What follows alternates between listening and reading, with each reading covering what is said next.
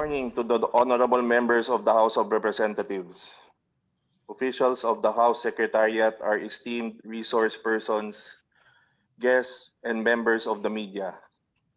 Welcome to the resumption of the meeting on House Resolution 1040 on the DBP loan condonations, alleged loan condonations in favor of the Lopez Group of Companies. This is the second meeting of this committee, the House Committee on Good Government and Public Accountability, better known as the House Blue Ribbon Committee. Our first meeting was exactly 1 month ago on January 18, 2021. Our first meeting ended with the resource persons being directed to submit documents and records requested from them by the House members present in the meeting. In the spirit of justice and fair play, the committee granted the resource persons reasonable time within which to submit these documents. But before we proceed, I would like to apologize to our beloved President Rodrigo Roa Duterte for any inconvenience that was caused to him by reason of this committee's first meeting. Mr. President, I am sincerely sorry, and may I humbly request for your forgiveness for the inconvenience that we may have caused you by reason of these hearings. Mr. President, if I may be humbly allowed to briefly explain my side, it was never the intention of this committee to stop hearing this most important matter. Instead, the committee meeting was only suspended in view of the pending submission of documents by the resource persons.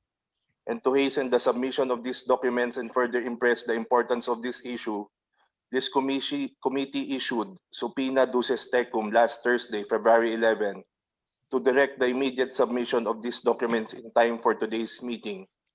If I may again respectfully emphasize, the hearing was never terminated, only suspended. Mr. President, it is most unfortunate that you may have been misinformed by people who wish to bring down Speaker Lord Alan Velasco and this committee. Rest assured, Mr. President, that these are farthest from the truth, because the Speaker and this committee are for the Filipino people. It is my utmost humble request, Mr. President, for you not to believe these allegations. The allegations that Speaker Velasco and this committee are protectors of the Lopezes are nothing but absolute lies made with malicious intent. If I may only share, I was elected chairman of this committee on November 25, 2020, and after that I went immediately to work. This committee decided to hear this House resolution first among over 25 other pending resolutions as early as November of last year, for the primary purpose of finding the truth behind the DBP loan condonations in favor of the Lopez Group. I recommended this to the Speaker back in November, and the Speaker agreed to hear this first among the pending resolutions. If the Speaker was a protector, he would not have agreed to hearing this first. Our first meeting in January 18 was well attended, and there was a good discussion among our members, which led to the directive to the resource persons to submit documents before this committee can proceed.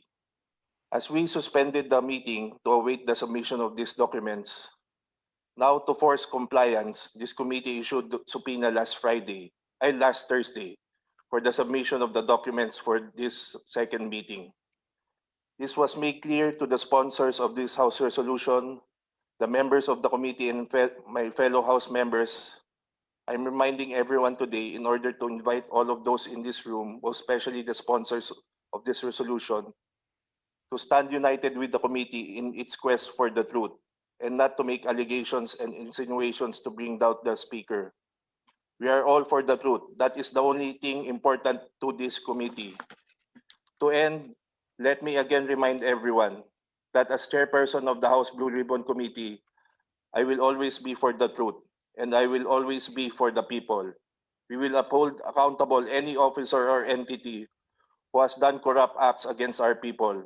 We enjoin the sponsors to stand united with the chairman and this committee by providing it the documents they have admitted they have in their possession, and to go to the very end to seek the truth. Thank you very much, and a pleasant morning to everyone.